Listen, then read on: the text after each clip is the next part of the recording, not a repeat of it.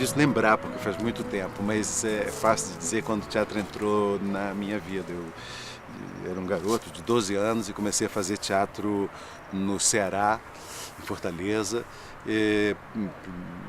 Tinha um grupo de teatro ligado à Faculdade de Filosofia. Eu, com 12 anos, naturalmente não fazia filosofia, mas em compensação tinha um personagem menino na peça que eles iam fazer e fiz eu, que era aluno de um colégio ao lado. Desde aí, nunca mais me afastei do teatro. O teatro me interessou também nessa época, não sei se já antes disso, como leitura.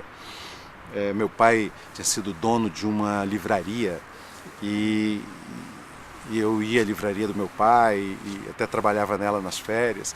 Enfim, e li muito teatro, fora os que tinha na biblioteca de casa mesmo, muitas peças de teatro. Daí fiz teatro amador, fiz teatro semi-profissional e vim para o Rio e sempre fazendo teatro. Comecei minha carreira como ator, quis, enfim, trabalhar, desenvolver a minha carreira de ator e tinha ambições de escrever, porque sempre gostei muito de ler e de escrever. E por um desvio da estrada terminei diretor de teatro. Tenho no Ceará os meus primeiros mestres, porque deve ter sido 54, 53, começo de 54. Fiz essa primeira peça, o autor e diretor dessa peça chamava J. Narbal, foi a primeira pessoa que me introduziu no teatro, mas o primeiro mestre veio a ser depois Valdemar Garcia, que era todo um personagem. Além de ser pessoalmente uma figura muito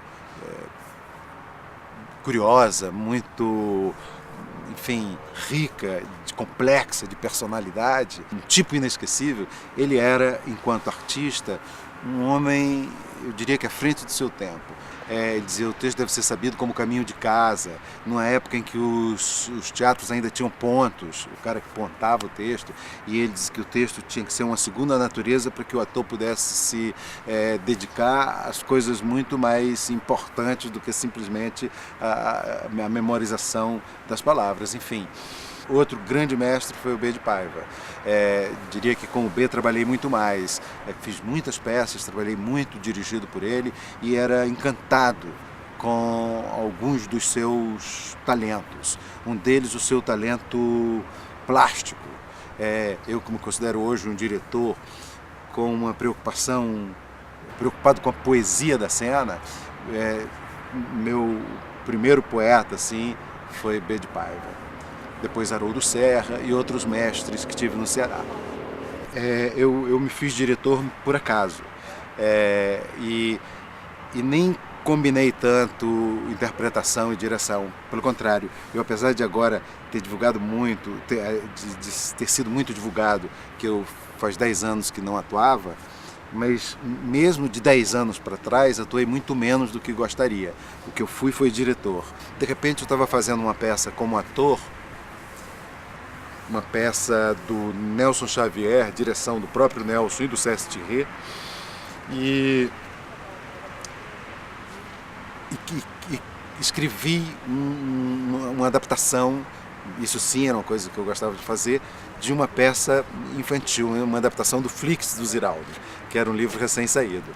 Aí, em princípio, um amigo comum me apresentou o Ziraldo, ele se entusiasmou pelo texto e aprovou a montagem. Eu mostrei esse texto ao diretor da peça que eu fazia, que era o Cécio, que se empolgou para fazer, mas não podia fazer logo. Enfim, por certas circunstâncias, eu dirigi. A partir daí, essa direção me empolgou, não como qualidade, mas como processo. Descobri que esse era o meu instrumento, a direção.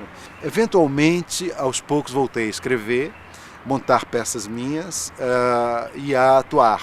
Se eu hoje volto a atuar, é porque nessa idade a gente se dá conta que tem pouco tempo e quer fazer o que não fez o suficiente, quer fazer o que acha que perdeu tempo. Então agora quero escrever muito, atuar muito, porque acho que escrevi menos e atuei menos ainda do que gostaria. Nós, diretores de teatro, somos uns artistas sem rosto, porque não se sabe muito o que faz um diretor. O diretor, como é presente de alma, de espírito, é um personagem invisível até o que é ele. Se eu disser que aquela peça que ele viu é tanto o diretor quanto o autor, ele vai me achar pretensioso, porque o autor escreveu e tal, mas se ele assistir a essa peça feita por diretores diferentes, ele vai entender um pouco o quanto são diferentes essas montagens. E eu diria também que nós somos mortais. Quer dizer que somos mortais? Se dirá que todos os homens somos, todos os humanos somos. Só que, enquanto artistas, nem todos somos. Os pintores são imortais, permanecem por suas obras. Os escritores, até hoje estamos lendo, sei lá, Machado de Assis, vendo os quadros dos mais diferentes pintores de todas as épocas, ouvindo a música, não é, de Beethoven. São todos imortais. O artista de teatro, o diretor de teatro é absolutamente imortal.